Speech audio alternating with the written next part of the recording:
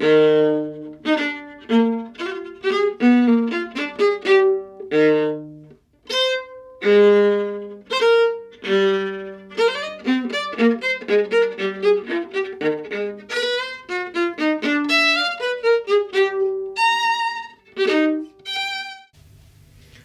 today we're having a look at the bowing of the exercise on intervals. Yeah, main focus should be, of course, learning to place the thirds and the fourths with all fingers together in the right place.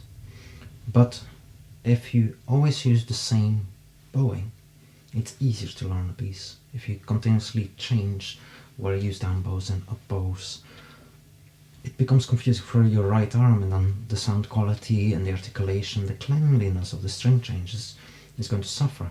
So we're going to have a look at the bowing today. Now, fortunately, bowing is very straightforward. You have quarter notes and half notes, yeah, crotchets and minims, and the odd 2-beat rest as well.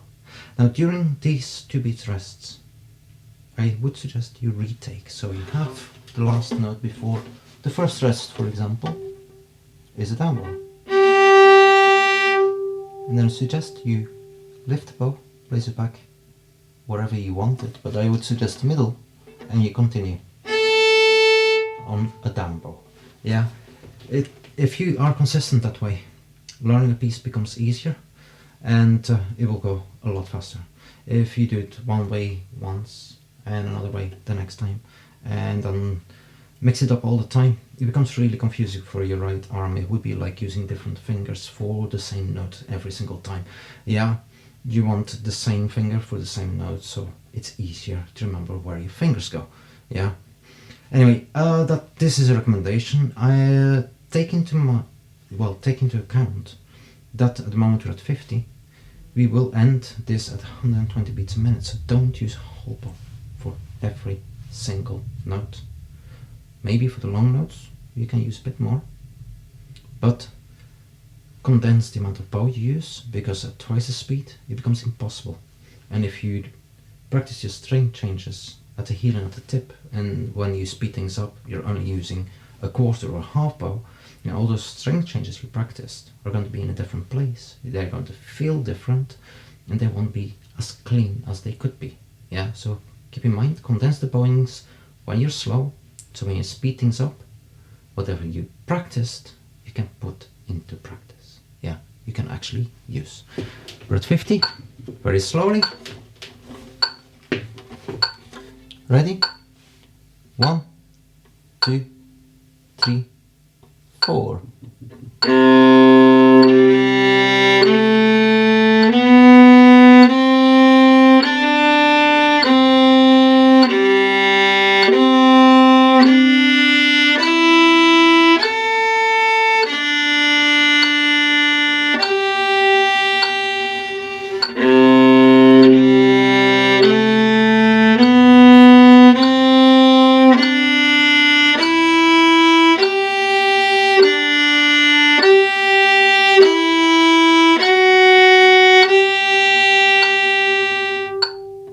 You take,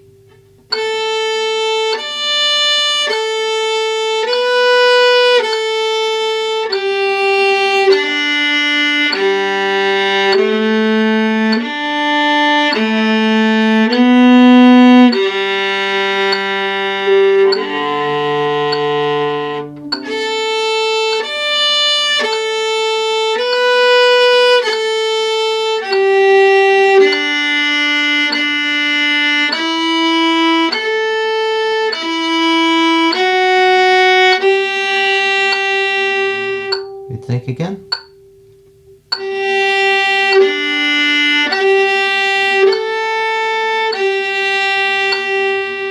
And again.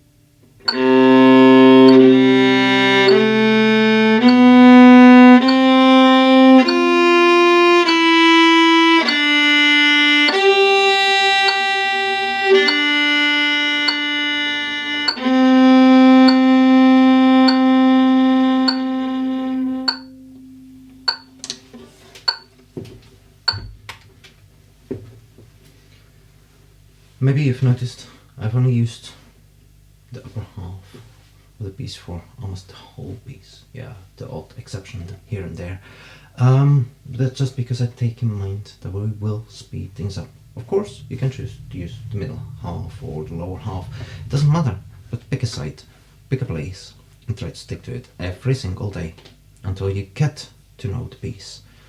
And once you know the piece, you can do whatever you want. Yeah, if you want an aggressive interpretation, you're going to probably want to prefer the lower half.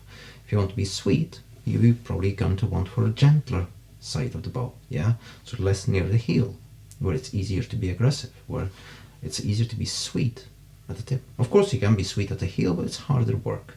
You can be aggressive at the tip, but again, it's harder work. So make a choice. Yeah, literally pick a side, either at the heel or at the tip or the middle. Anyway, I'll see you at the next one. Take care. Bye.